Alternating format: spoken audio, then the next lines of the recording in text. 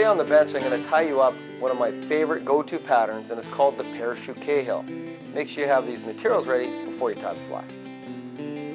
For the hook we're going to use a size 12 to 20 dry fly. We'll use some 8/0 light Cahill thread for the thread, some barred ginger fibers for the tail, some light Cahill thread for the body, some white calf tail for the post, and a barred ginger hackle for the hackle.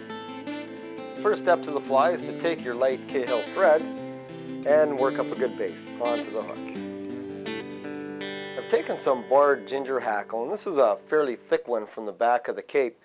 I want these longer barbs to use for the tail, so I'm going to pull off about 8 to 10, stack them fairly evenly, extend them the length of the hook, and then tie them in for the tail. I've moved the thread up about 2/3 up towards the eyelet. Now I've taken some white calf tail, taken out all the fluff and the under fur, and we're just going to tie it in for the post. And when we tie this in, first of all, tie it down. Make sure the material's all tied in. Then what we're going to do is extend the post up. So now I'm going to tie it in front of the post. Take about 20 wraps of thread in front, and then I'm going to start taking loops around the base of the post to try to start forming my post. And again, take some more wraps in front, and keep going around the bottom of your post until your post is straight up and making a really good post on the top of the fly. I'm going to take my thread, now that I have my post actually stacked, and I'm just going to start building up a tapered body with the thread. And again, I normally tie this fly in size 16s and 18s, even to 14s, but for demonstration purposes so you can see it, I'm tying it on a size 12 hook. And again, just keep building up the thread to get a nice tapered body built up.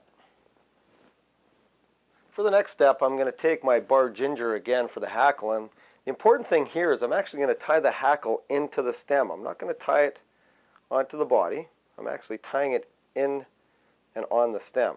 Now, this is important because the way we're going to finish the fly later, you want this hackle tied onto the stem. Now that the hackle is tied onto the stem, I'm going to start building up my thorax. Now there's different ways you can do it. Again, I'm just going to use the thread to build up the thorax. Another good way is to take some dubbing material and build up a nice fluffy thorax, but I just like the thread in this case. And what I'm going to do is finish near the eyelet. Now once I've built up my thorax, I'm actually going to whip finish this off. So we'll take our whip finisher and whip finish the thread right at the eyelet. And there's a reason for this I'm going to explain in the next step.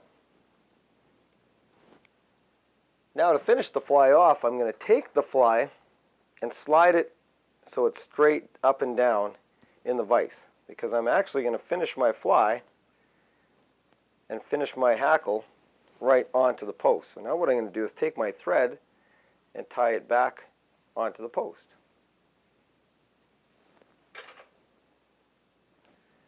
Now that we have the thread onto the post, take some hackle pliers and start winding our hackle around the post.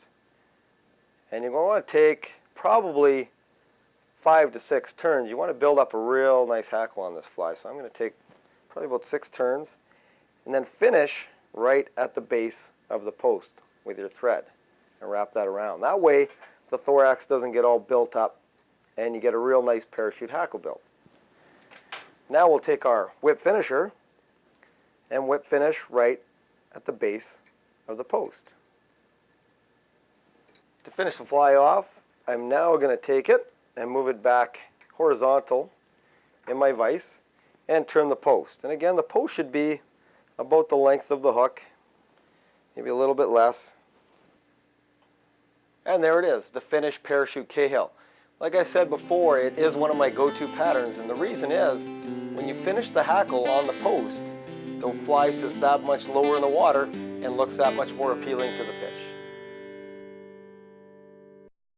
To watch all our latest Sport Fishing on the Fly episodes and to order Sport Fishing on the Fly merchandise, head to www.sfotf.ca, and if you would like to book an adventure like this one shown, head to ontheflyadventures.ca and book yourself the trip of a lifetime.